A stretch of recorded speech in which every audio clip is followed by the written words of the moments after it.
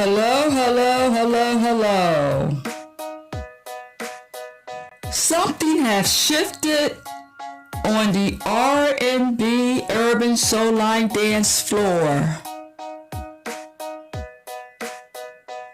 And if you've been dancing for a while, whether you admit it or not, your body can feel it. The music, the politics and debates, the quest tension between instructors, the unspoken frustration in the room. People keep asking me, Dr. Paula, what is really going on?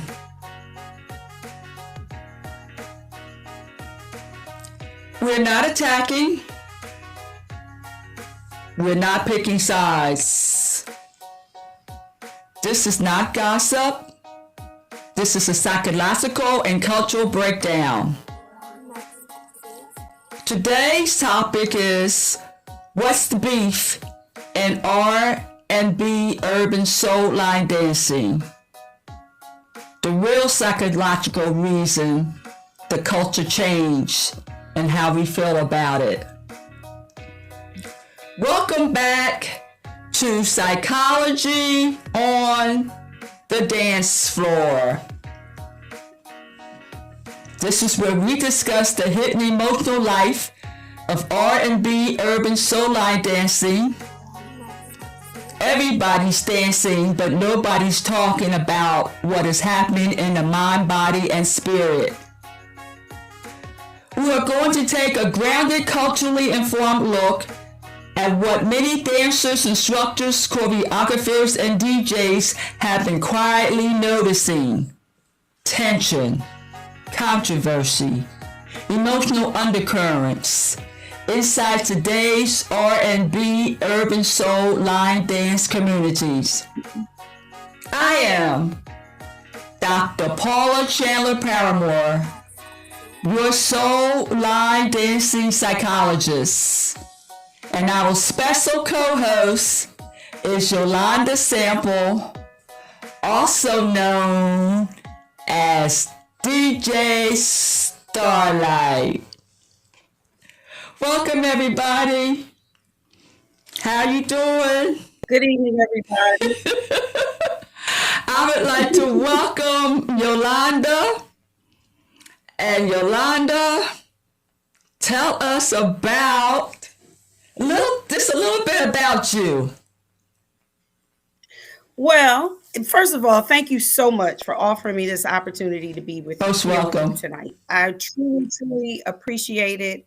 I met you so many years ago, and my line dance story is almost 30 years long now. Mm-hmm. I came in as a 28-year-old, didn't know anything about line dancing, didn't know anything about oldies music. All I knew is I had just gotten out of a marriage and I wanted to go out and have some fun.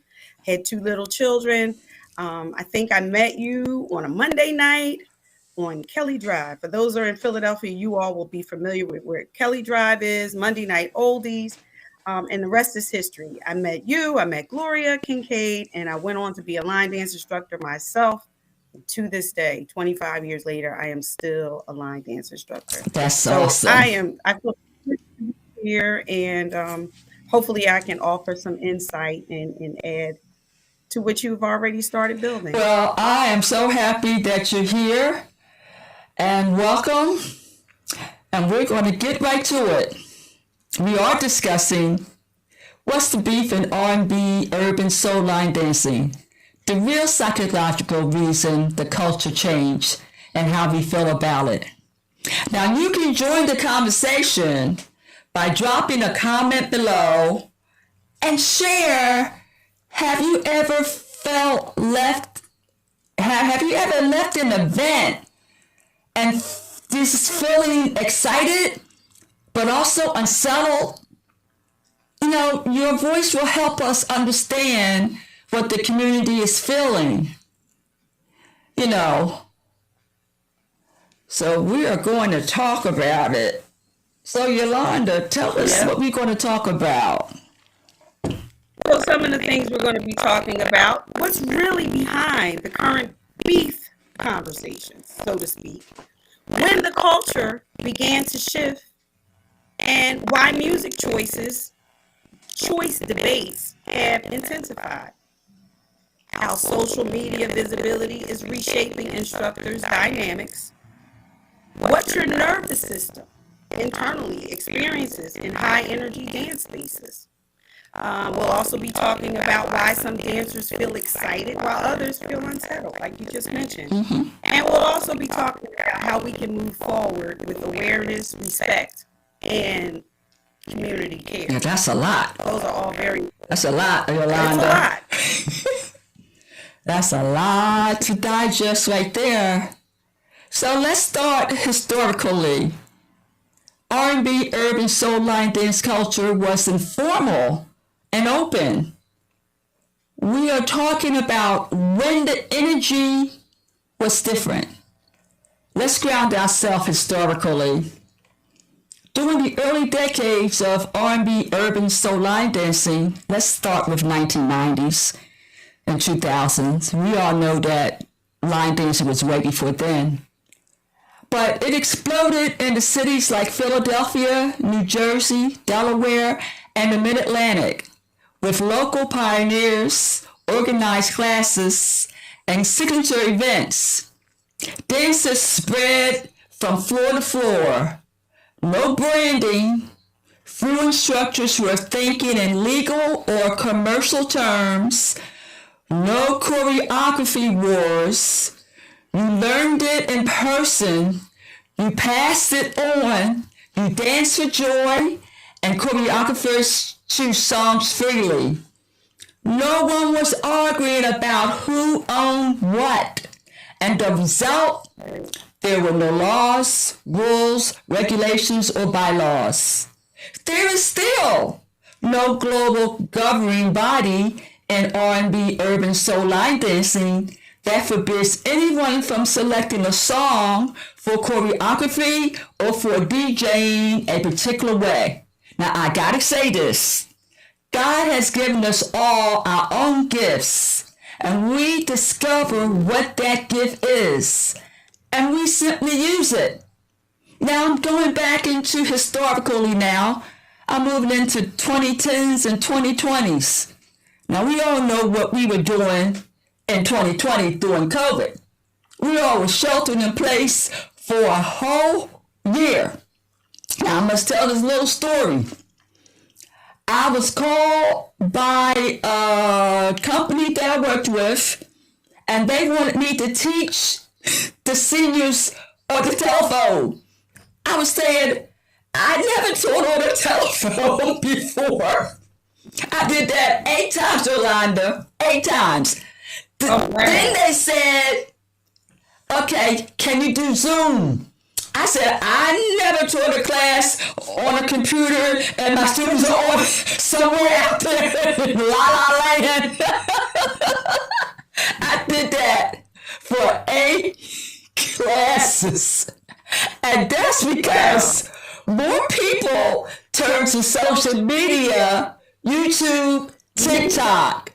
National workshops shifted the culture towards more choreography, brand building, monetization, ownership, and national global visibility.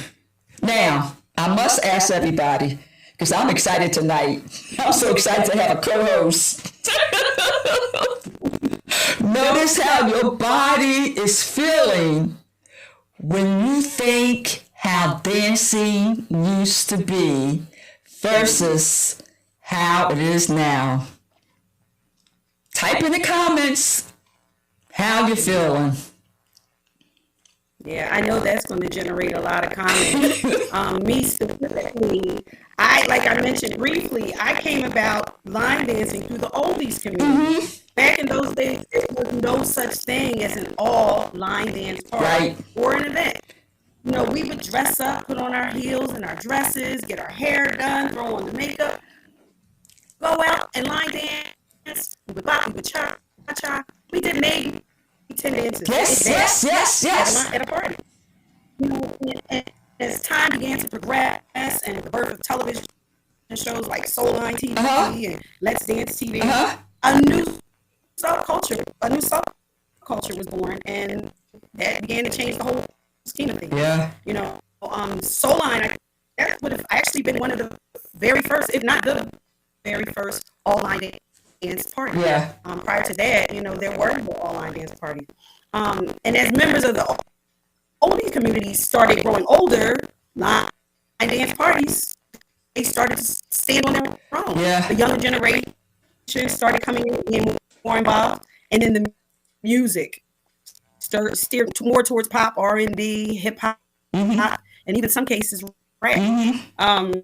So losing some of the music and the style actually, you know, helped to spearhead our soul line dance culture. The music that we use, whether it was Teddy Pendergrass or Mandrill or Earth, Wind and Fire, you know, they're starting to get lost in the new evolution of our dance culture. Yeah, that is so true.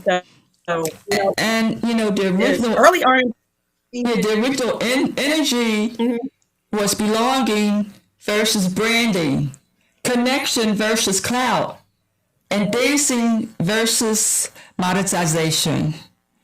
But now, over the last 10 and 20 years, several structure shifts occurred.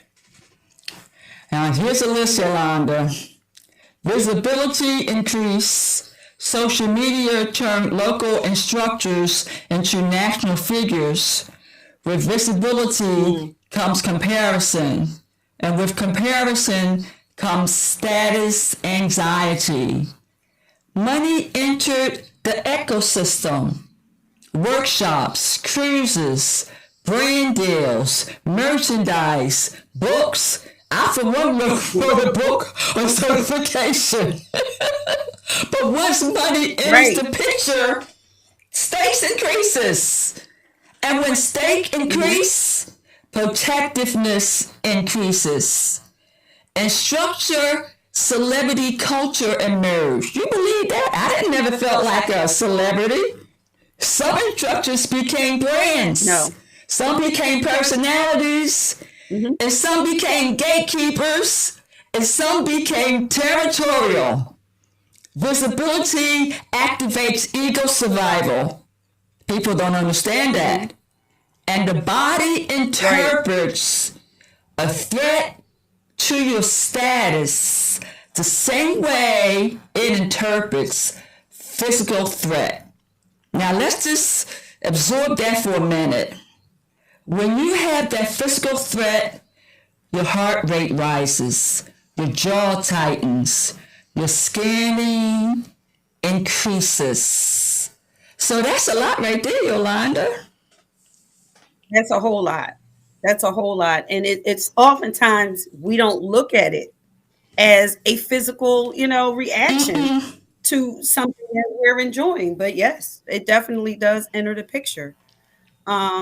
You know, we went from learn to dance, sit with it, and live with it. I don't know how you should sit with a dance anymore. As soon as I learn it, I gotta learn something else. That same day. You're absolutely right. So now we live in the environment where it's a new dance drops, a new tutorial, a new rollout, and a new hair. Yes, Lord. All in one day. So, you know, the speed increases pressure increases insecurity. Yeah. You know, we've gotten generational overlaps. We've got the boomers. We've got the Gen X. Everybody's out we there. cover the boomers and the Gen X. Yeah. My grandbabies are out there. And Tell me what to do.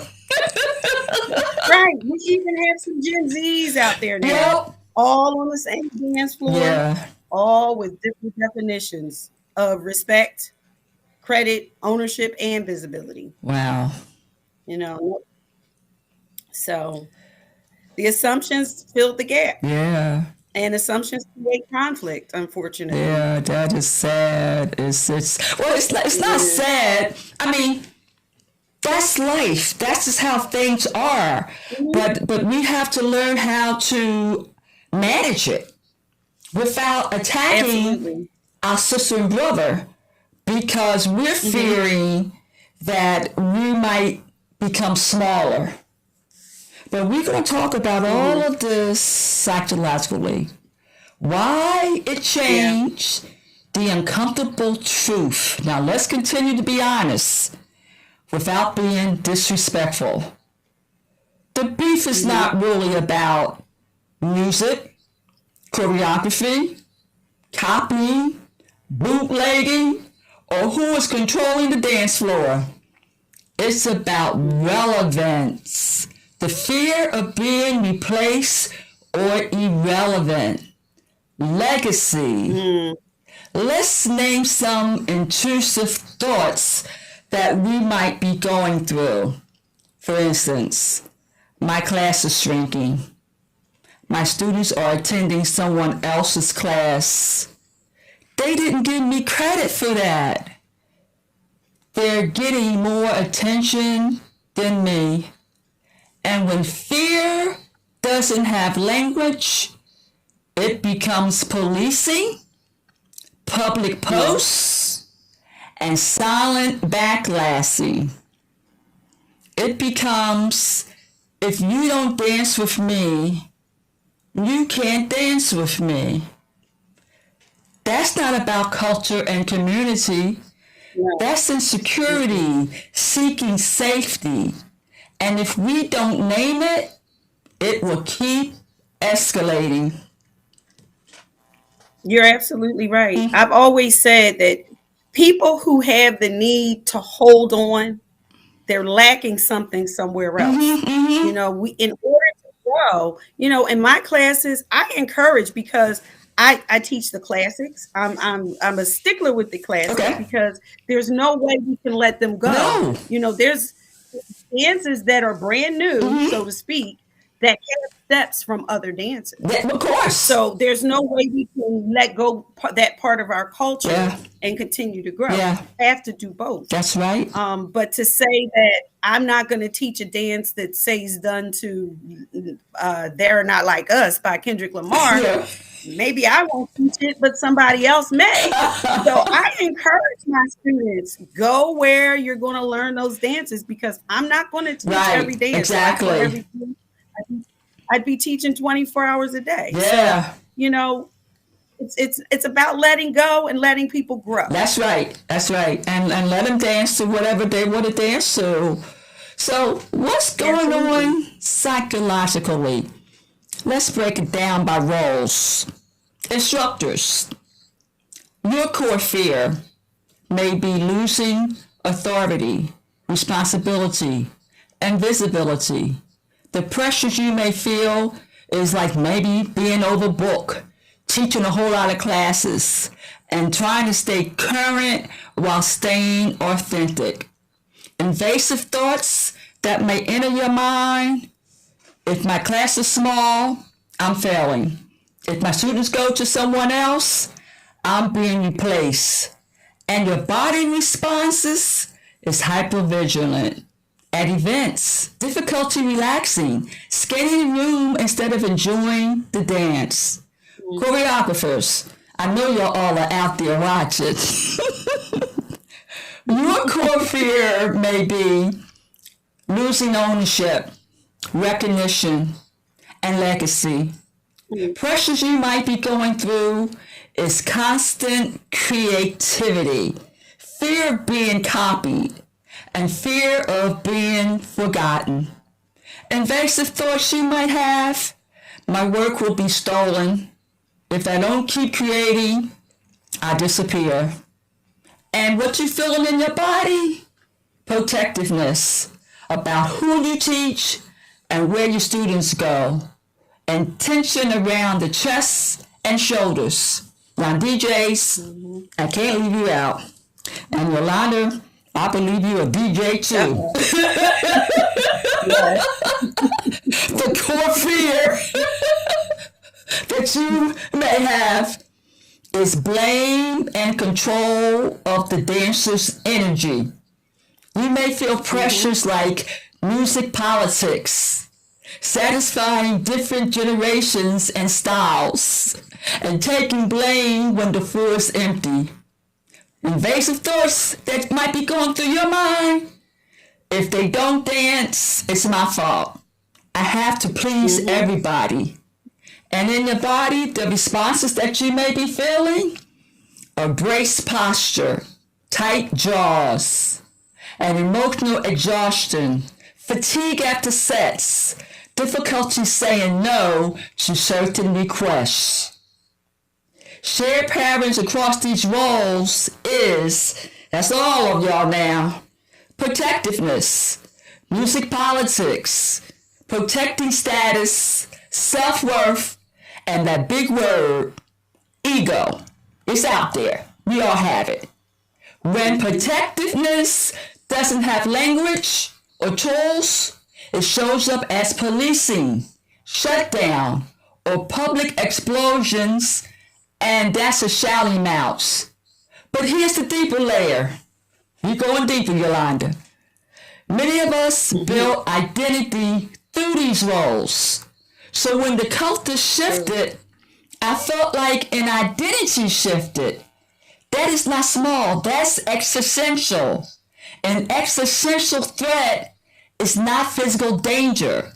It is a threat to who I am, where I belong, whether I matter, whether I still will be seen.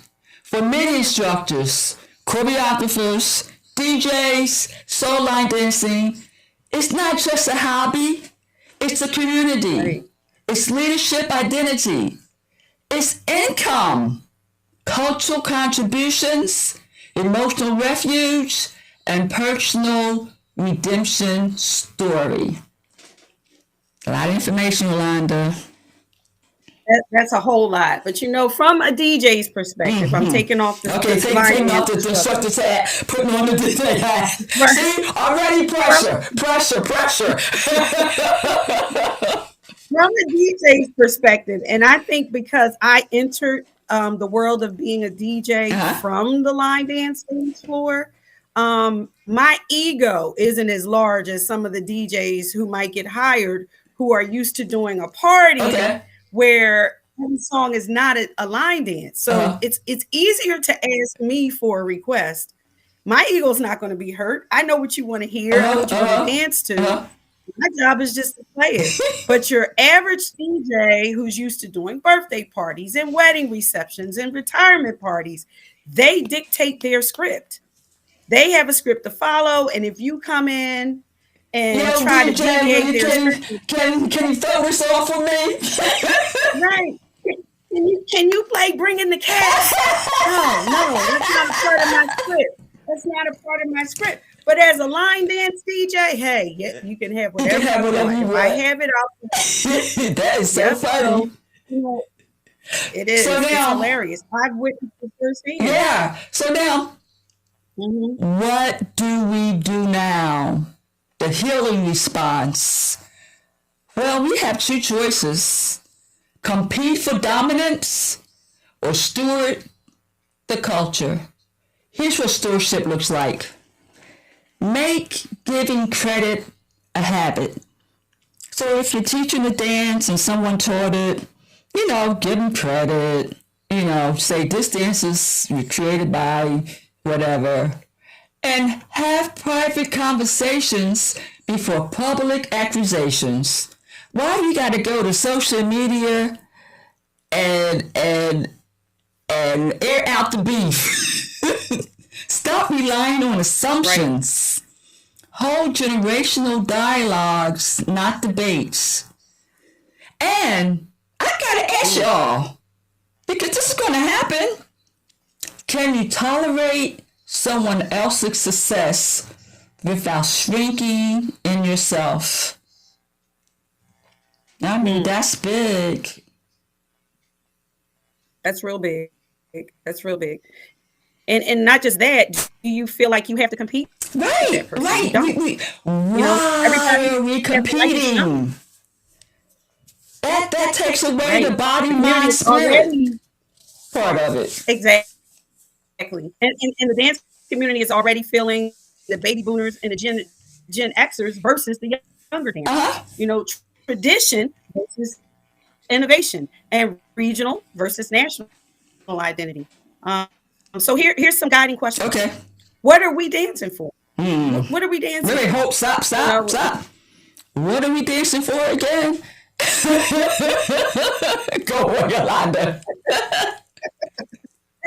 It could be health. It could be stress relief. A myriad of things. What happens in us when we feel unseen or disrespected or erased?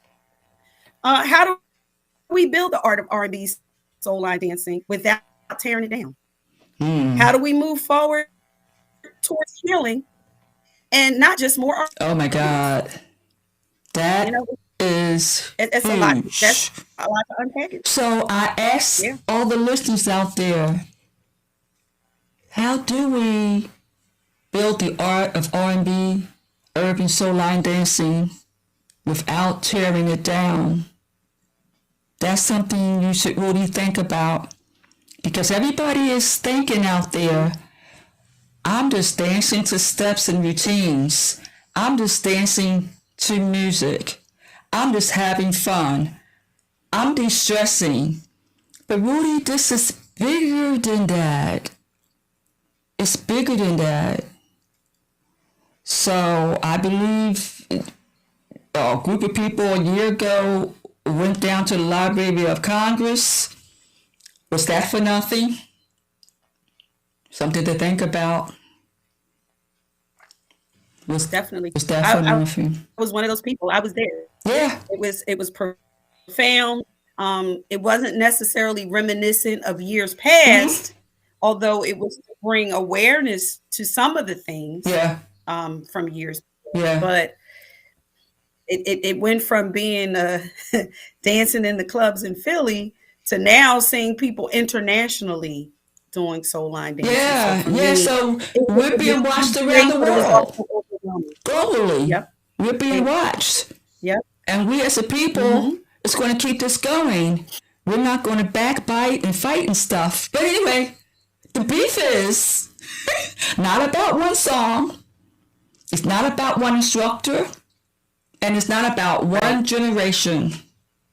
The beef is about a culture growing faster than it's emotionally ready. And growth without tools feels chaotic. But chaos can become clarity if we slow down, name what's real, regulate our emotions before reacting. That's something that we must do. Now, Yolanda, I want to say thank you, but you know that 30 minutes went by quick. It really did. I'm looking at the clock now. I'm like 7:27. But that's what happens when you're talking about something that's super interesting. I'm telling you, a lot of information. But I want to thank you for joining us as our special co-host. I look forward to many more episodes with you. I'm looking forward to it. It's going to be wonderful. Yep. So, this is just the beginning. Yeah. So as I close out, I am closing out with what I always close out with. Until we meet again, remember, choreograph on purpose, teach on purpose, dance on purpose, and live on purpose. But most importantly, have fun. I'll meet you back here on Psychology on the Dance Floor. Have a good night.